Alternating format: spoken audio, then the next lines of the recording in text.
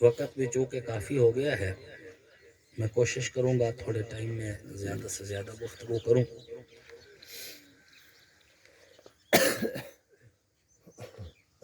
اللہ رب العزت نے آپ کو اور ہمیں مسلمان بنایا ہے، اور یہ اللہ کا بہت بڑا کرم ہے۔ اللہ جس کو چاہتے ہیں ہدایت دیتے ہیں، جس پہ چاہتے ہیں کرم کرتے ہیں، جس کو چاہتے ہیں ایمان دیتے ہیں، اور اللہ نہ چاہے تو کوئی بھی ہدایت نہیں دے سکتا۔ ہدایت دینا اللہ ہی کا کام ہے۔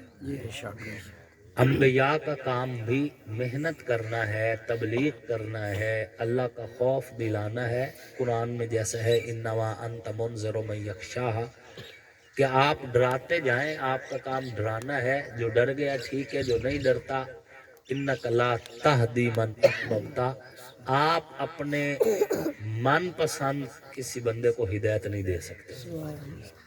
ہدایت اسی کو ملے گی جس کو اللہ نصیب کرے گا۔ تو اللہ نے کرم کیا، اللہ نے آپ کو اور ہمیں حضور صلی اللہ علیہ وآلہ وسلم کی پہچان کروائی، ایمان نصیب کیا، مسلمان بنایا، قرآن اور حدیث ہمارے جو ہے منبر محراب کے ذریعے سے ہمیں اس کے ساتھ جوڑ دیا۔ اللہ رب العزت اس ایمان میں اضافہ فرمائے۔ میں نے قرآن پاک کی آیت کریمہ تلاوت کی ہے۔ اللہ پاک نے فرمایا انا ارسلناک، اے میرے پیارے پیغمبر، راج دلارے پیغمبر، نبیوں کے امام پیغمبر، رسولوں کے سالار پیغمبر، پیغمبروں کے سلطان پیغمبر، سید الاولین پیغمبر، سید الآخرین پیغمبر، تاجدار ختم نبوت پیغمبر، خاتم المعصومین پیغمبر، ہم نے آپ کو بھیجا ہے۔ انا ارسلناک، ہم نے آپ کو بھیجا ہے شاہدا و مبشرا و نذیرا، گواہ بنا کر اور بشارت دینے والا بنا کر، اور ڈر پیدا کرنے والا بنا کر، ڈرانے والا بنا کر، اور اسی طرح آپ کو ہدایت کے خزانے دے کر بھیجا ہے۔ وَدَاعِيًا إِلَى اللَّهِ بِإِذْنِهِ، اللہ کی طرف لوگوں کو دعوت دینے والا بنا کے بھیجا ہے اللہ کے حکم سے۔ وَسِرَاجًا مُنِيرًا، اور ہم نے آپ کو سراج منیر بنا کے بھیجا ہے۔ اب یہ آیت تو ایک ہے، اس میں موضوع کئی سارے ہیں۔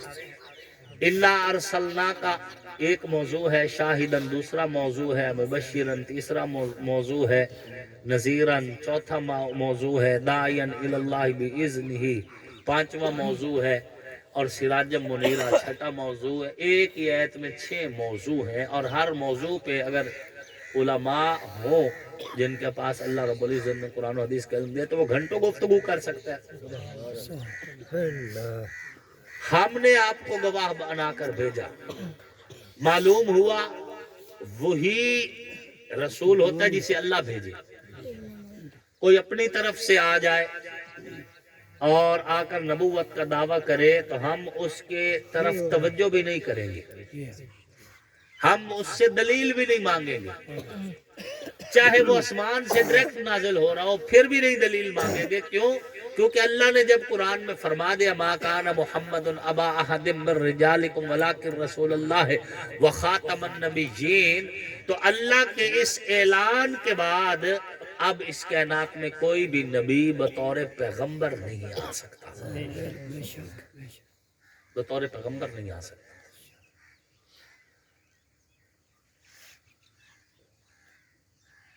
اللہ رب العزت نے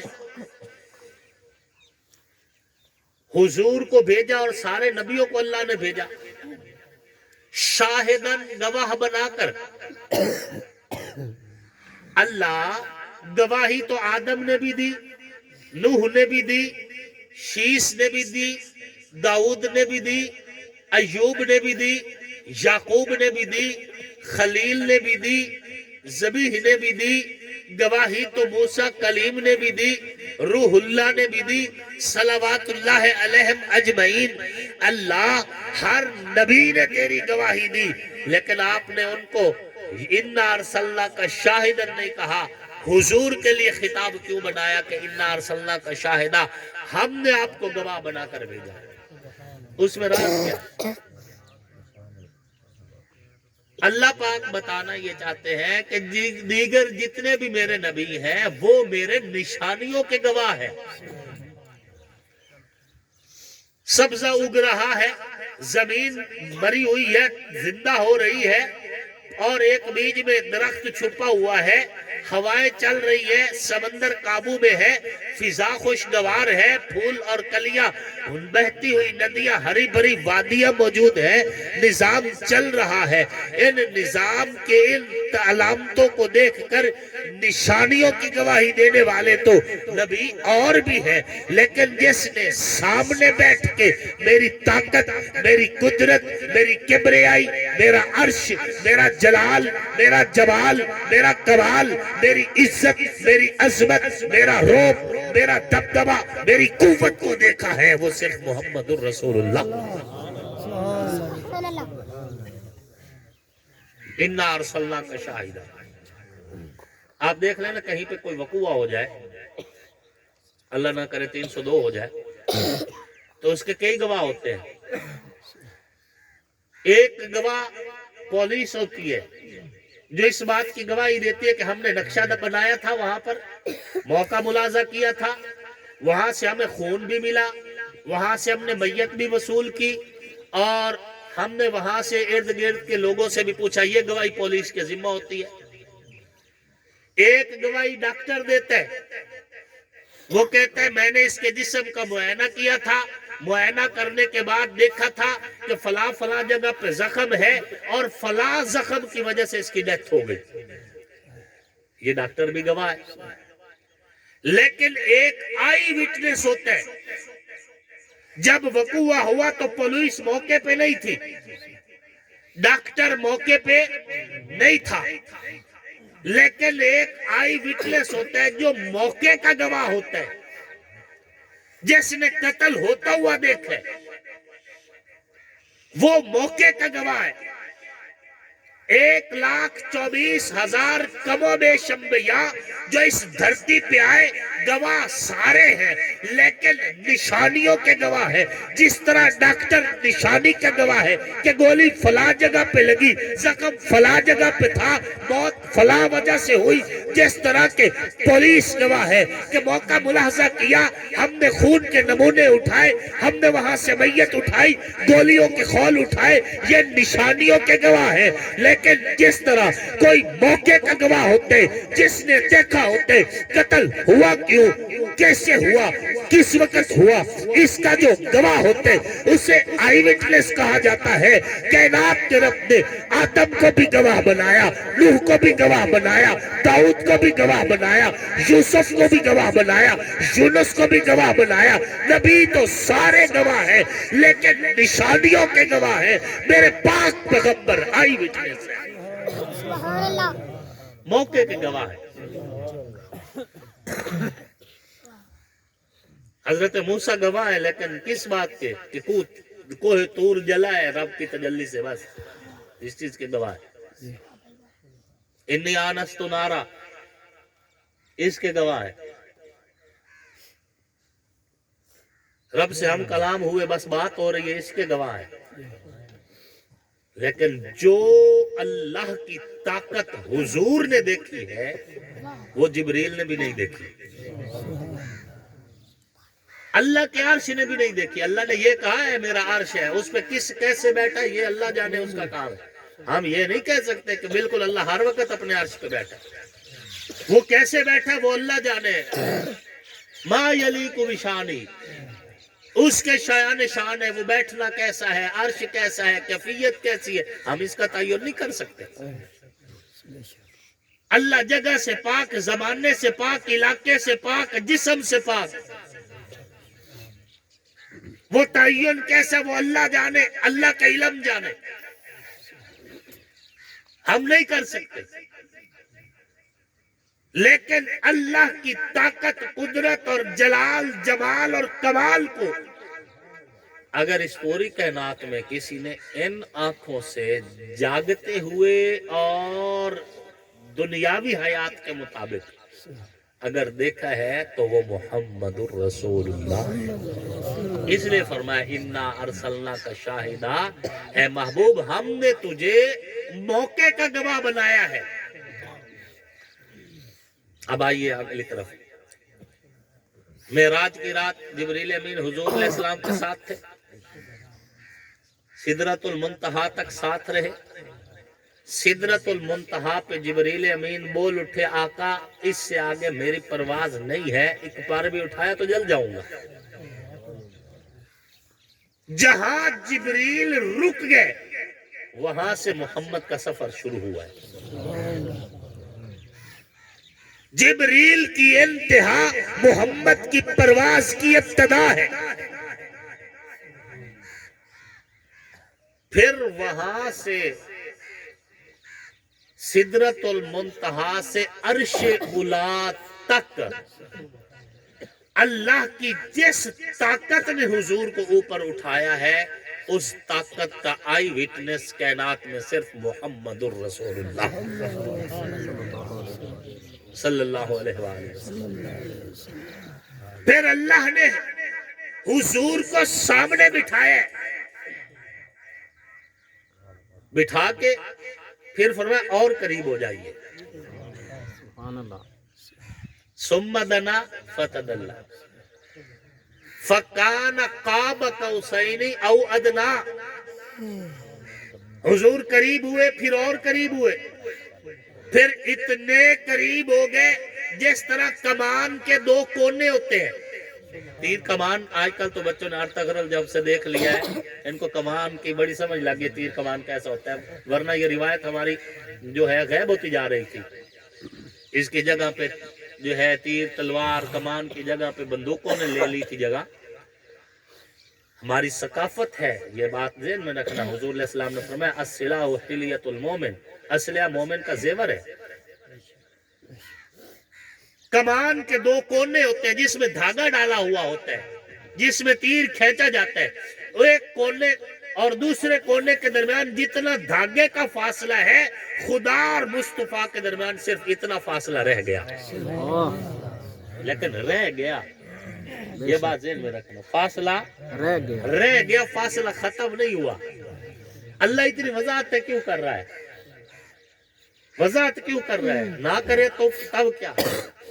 اللہ اس لیے وضاحت کر رہا ہے کہ مولوی غلط فہمی نہ پڑ جائے کہ بعد میں کہے بھئی میاں میم دا برکا ہی جیڑا لاندا گیا تے اگا جا کے اوہ خدا ہی تے اوہ مصطفیٰ ہی۔ چلو اللہ پاک نے فرمایا نہیں، پہلی گل تے بے مثال ہی غلط ہے برکے والی۔ کیوں؟ برکا مرد کے لیے پہننا عیب ہے، بات سمجھ آ رہی؟ مرد کے لیے برقع پہننا عیب ہے۔ اللہ نے حضور کو برقع نہیں پہنایا، یہ مثال ہی غلط ہے، بیچارے مولوی سے غلطی ہوئی ہے۔ دوسری بات یہ ہے کہ برقع اس کو دیا جاتا ہے جسے چھپانا مقصود ہو،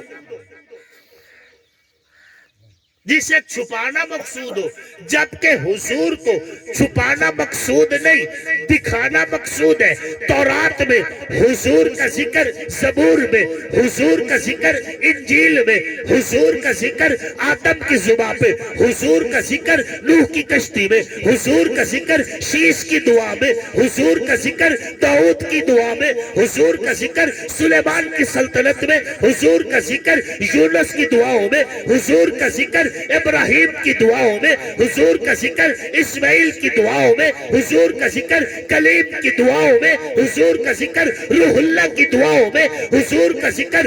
اگر رب چھپانا چاہتا تو نبیوں سے نبی کی بات نہ کرواتا، رب چھپانا چاہتا تو رات میں نبی کا ذکر نہ کرتا، رب چھپانا چاہتا انجیل میں نبی کا ذکر نہ کرتا، رب چھپانا چاہتا تو پھر زبور میں نبی کا ذکر نہ کرتا۔ رب نے اگر چھپانا ہوتا تو الحمد سے لے کے والناس تک پورا قرآن نبی کے لیے نہ بناتا۔ رب چھپانا نہیں چاہتا، رب پھیلانا چاہتا ہے۔ زامن رب نے کہا میں زامن ہوں، یہ دین پھیلے گا۔ والذی ارسل رسولہ بالہدی ودین الحق لیظہرہ علی الدین کلہ وکفی باللہ شہیدا۔ اللہ نے میں ضامن ہوں، میں ضامن ہوں۔ برقع برقع بالکل کوئی نہیں. خدا خدا ہے تو مصطفیٰ مصطفیٰ ہے. بے شک. ہاں خدا ورگا خدا کوئی نہیں تو حضور ورگا مصطفیٰ کوئی نہیں. برقع نہیں پہنایا. سدرت المنتہا سے عرش اولا تک اور پھر عرش سے بھی اوپر تک اللہ نے حضور کو اٹھایا. اور جب اٹھایا اوپر تک تو پھر اپنے سامنے بٹھایا اور اپنے قریب کیا, پھر اور کیا, پھر اتنا ایک فاصلہ رہ گیا جتنا کمان کے دو کونوں کے درمیان. فکان قاب قوسین او ادنا. قرآن کا ترجمہ کر رہا ہوں. اتنا سارا, لیکن درمیان میں تھوڑا سا فاصلہ رکھ لیا تاکہ دنیا غلط فہمی میں نہ پڑے بے وہی خدا تھا وہی مصطفیٰ تھا. نہیں, بتایا خدا خدا رہا, مصطفیٰ مصطفیٰ رہا. دنیا کے اندر نا ایک اور ایک کو جمع کیا جائے تو نتیجہ 2 ہوتا ہے. اسی طرح ہوتا ہے نا, ایک اور ایک نتیجہ 2. لیکن یہاں ایک اور ایک نتیجہ 2 نہیں ہوا. ایک اور ایک دونوں جمع ہوئے ہیں, لیکن دونوں پھر اسی طرح ایک ایک رہ گئے. کوئی نہیں کہتا کہ معراج کی رات خدا اور مصطفیٰ اکٹھے ہو کر 2 خدا بن گئے یا 2 مصطفیٰ. نہیں نہیں, خدا خدا رہا, مصطفیٰ مصطفیٰ رہا. لیکن رب نے بتا دیا کہ میں نے مصطفیٰ اتنا بلند کر دیا ہے کہ اب اس جیسا مصطفیٰ بھی کوئی نہیں اور میرے جیسا خدا بھی کوئی نہیں. بے شک. سبحان اللہ. بعد از خدا بزرگ تو ہی قصہ مختصر. ثم دنا فتدلا فکان قاب قوسین او ادنا, بالکل قریب کر دیا. اوہا الی عبدہ ما اوہا. پھر اللہ نے اپنے بندے سے وہ بات کی جو اللہ کرنا چاہتا تھا, اور حضور نے اللہ سے وہ بات کی جو حضور کرنا چاہتے تھے. آپس میں باتیں ہوئی خوب. اللہ کی اس طاقت کو جس نے سدرت المنتہا سے بغیر وسیلے کے حضور کو عرش تک اٹھایا, صرف حضور نے دیکھا.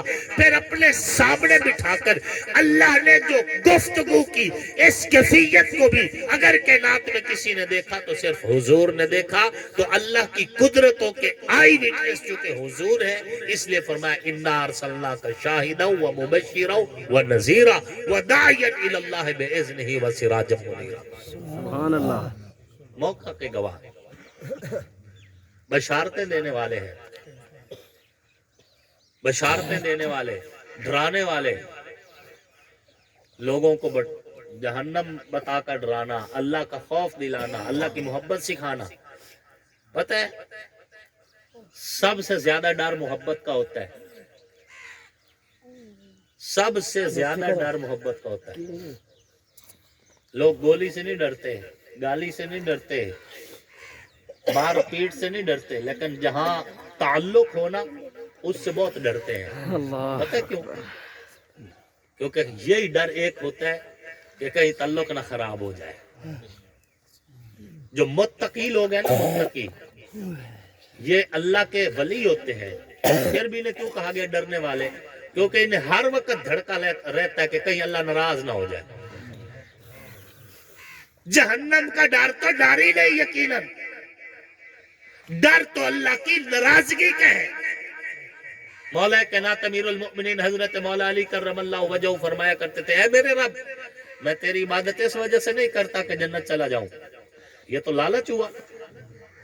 اور میں تیری عبادت اس وجہ سے بھی نہیں کرتا کہ جہنم سے بچ جاؤں, یہ تو ڈر ہوا. اللہ, میں تیری عبادت اس وجہ سے کرتا ہوں کہ تو اس لائق ہے کہ تیری عبادت کی جائے. سبحان اللہ. تو اس قابل ہے کہ تیری عبادت کی جائے. تقوی کا معنی ڈر ہے اس لیے کہ جس کو اللہ سے محبت ہوگی وہ ہمیشہ ڈرے گا. کسی کے ساتھ زیادتی کرتے ہوئے, کسی کے ساتھ ظلم کرتے ہوئے, کسی کا حق کھاتے ہوئے, سود کا بزنس کرتے ہوئے, کسی سے رشوت لیتے ہوئے, شراب کا جام پیتے ہوئے, عزت پہ ہاتھ ڈالتے ہوئے, لوگوں کے ساتھ زیادتی کرتے ہوئے ہر لمحے یہ ڈرے گا کہ میں نے اگر یہ کر دیا تو اللہ ناراض ہو جائے, یہ کر دیا تو اللہ نہ ناراض ہو جائے. تقویٰ ہے یہ کہ اللہ سے محبت اتنی ہو کہ اللہ کی محبت ٹوٹنے کی وجہ سے بندہ کسی ساتھ زیادتی نہ کرے. इसको तकवा कहते हैं। वरना इबादत तो इबलीस ने भी बहुत की थी, बहुत ज्यादा की थी, इतनी की कि अल्लाह ने उसे फरिश्तों का उस्ताद बना दिया। फरिश्ते दुआ करवाने जाते थे इबलीस के पास, आप सोच सकते हैं। हुआ क्या, अल्लाह तकब्बुर से बचाए, तकब्बुर न किया करें, बिल्कुल तकब्बुर आया नहीं और जवाल आया नहीं। यूं आता है जवाल जो बंदा तकब्बुर करे, दौड़ कर, तकब्बुर नहीं करना।